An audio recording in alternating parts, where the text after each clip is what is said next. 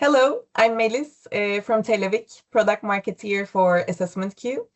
Assessment Queue is a digital exam platform built for exams that cannot go wrong. Today, I'm continuing my conversations with the people I met at eAA 2026. And today, I'm joined by Melanie Atkin. She's the CEO of New Data Solutions based in Australia. Thank you so much for joining, Melanie, being here with me. Would you like to kickstart by talking a little bit about yourself? What drives your work in assessment? Hi, Melis. It's great to see you again. Look, my background is about 30 years in the assessment industry, but I'm not an academic or a teacher, or I've never been involved in that side of things, always on the supplier side. So I was a number of years with Pearson and eventually started New Data Solutions. We mainly provide assessment services, either directly for clients or for other types of exam providers. So it could be anything from providing invigilators for exams through to paper-based exams or online automated essay scoring. So a variety of things. And I think it's sort of is a good segue in because it kind of explains the eclecticness of the industry at the moment. There's a bit of everything going on. Okay. And yeah, you were at eAA. Now I can say a month ago. Uh, yeah, time passes very fast, right? It does Uh, indeed. was there a topic or a debate that you found yourself still thinking about it after the conference? What struck you the most? Look, I think I've been very lucky, really, because I came back from eAA, and so probably 2 weeks later, I then went off to New Zealand for the International Testing Commission, ITC, and a different type of conference altogether. But what really struck me was that the types of conversations were very similar. And so, completely opposite ends of the earth. You can't get much further apart than New Zealand and London.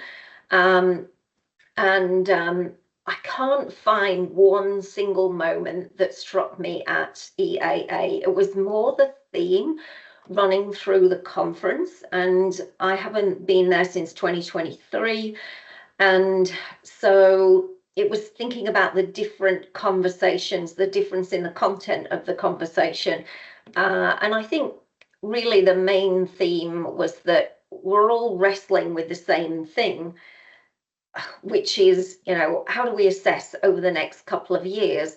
But then out of that question came, well, what do we assess? Should we be even assessing what we're assessing now?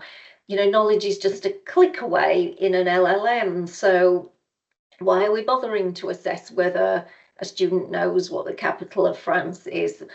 And there was I think the themes from the two conferences kind of came together with there was a lady called Madeline Xiaomingji, and she's director of exams, assessment and research at Hong Kong, I think it's Education Assessment Authority. And she asked the question, what is still worth assessing? And at the time I wrote that and underlined it several times, and I thought that is what we're all trying to ask, because there's just no point in spending money and time on assessing if it's not worth assessing that particular topic. So I think that's what landed it for me. It wasn't actually something that was said at eAA, but it was a continuation of all of those conversations. It's super interesting because that is also what I would like to hear from you as well. So you heard a lot about this topic. Indeed, we were discussing, okay, where is this heading towards in 5 years? How do we assess the knowledge? What do you think will happen in a couple of years? How will we be assessing competence, the knowledge? Look, it's hard to know. Yes. When I started New Data Solutions 11 years ago, I was convinced that paper would be gone within 3 to 5 years and was fully sort of planned and ready for that. And, 11 years later, it's still here, and we still get calls most weeks about a paper exam. Can we help people with it? So I feel unqualified to answer that question, but I do think that one of the things that we think about is, well, can we transform digitally? Have we got the technology for it? And actually, somebody did say this at eAA, was that digital transformation's not about technology. It's a change management exercise, and it's it's a massive one, really, because I was thinking about what's happened here in Australia, and I don't like to sort of point out that maybe I'm from the UK by birth, but my adopted country, I think, is a little bit more ambitious and has moved forward a bit quicker, possibly, than the UK. So NAPLAN, which is the National Assessment Programme for Literacy and Numeracy, has been fully online since 2022. But they didn't just go online in 2022 with 1.3 million students. They started in 2018, and they probably started talking about it in 2015. And so I think that's part of the, what are we going to be doing? How are we going to be assessing? Well, I think depends on the conversations that we're having now, because and I think the how question is sometimes a little bit redundant, because we can assess whatever we want to, but it's more important that we think about what's going to be assessed. Like you say, what knowledge do we need to, what information do we need to know about a particular student? And it's a tricky one. I don't think anybody knows the answer to that question right now. Yeah. That's super interesting. Actually, maybe we can deep dive into that a little bit more. You mentioned that there's differences between Australia and how you see the UK market. And from that vantage point, do you think the conversations that you have within this assessment industry, do they also differ from each other? From Australia compared to European market? Well, having only been over there for like just about 3 weeks, and it's very difficult in the last few years. It's difficult to say what the conversations are that are happening there, but I think the conversations all over the world are much more thoughtful now. I think years and years ago, in the early 2000s, when we used to go to conferences, if a supplier presented something a little bit bleeding edge, a little bit out of the box, it was very much a big argument about how that couldn't possibly work, and tomatoes being thrown. But then you move to the almost okay, so probably 10 years after that, really, people are doing that? And now it's like, well, how is that of value to us? Do we I think there's acceptance of that. People around the world, Australia and New Zealand and other places, we heard from people in Africa and South America who were doing amazing things with digital assessments, and it has changed their world for the better in places like Africa and South America. So I think it's the conversation thing, and I probably drifted a bit there from your question, but I think everybody's having better conversations, because we're actually asking ourselves now, and Stuart Shaw from the eAA board is very good about asking people to think about the questions that they're asking. That's true. So the change is getting faster and faster, as you see in all over the world. Maybe that brings me to my last question. What do you think the assessment industry is getting right at the moment, or what do you think still needs to change?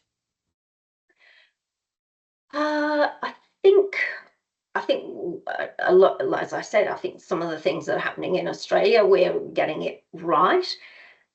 Because, for example, why would you spend thousands of dollars or euros, whatever it costs for humans to be marking all of the essays, for example, when there are very clear passes and clear fails. And I don't know whether you're a marker or not, but I'm certainly not. But if somebody gives me a rubric, I can easily see if something's a total fail or a very, very clear pass. So, maybe we should use some of that money to have the very good humans work on the edge cases and train others. So I think that's something that we're getting right here in Australia. We've been using automated essay scoring in large scale assessments in Australia for almost 20 years in some cases. And maybe what we don't get right here is talking about that enough.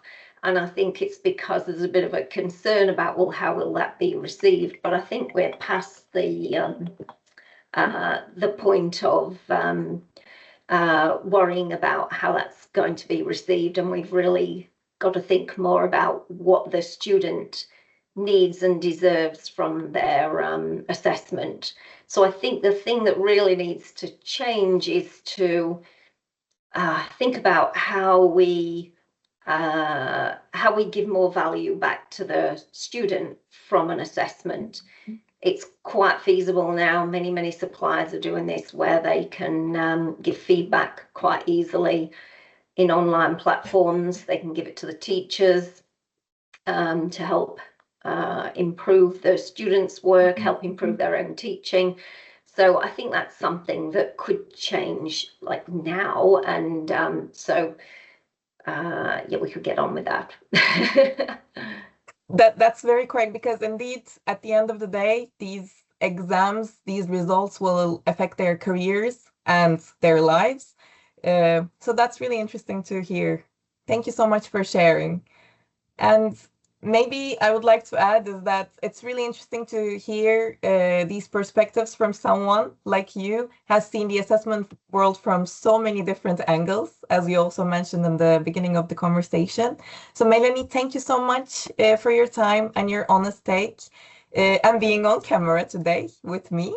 This was our final conversation in the series, and what strikes me looking back is how many different angles, regions, experiences were represented. And as you also said, Melanie, how much common ground there is actually in all of those conversations around the world. I think these questions then this industry is asking are really the right ones, and we just need to keep these conversations going.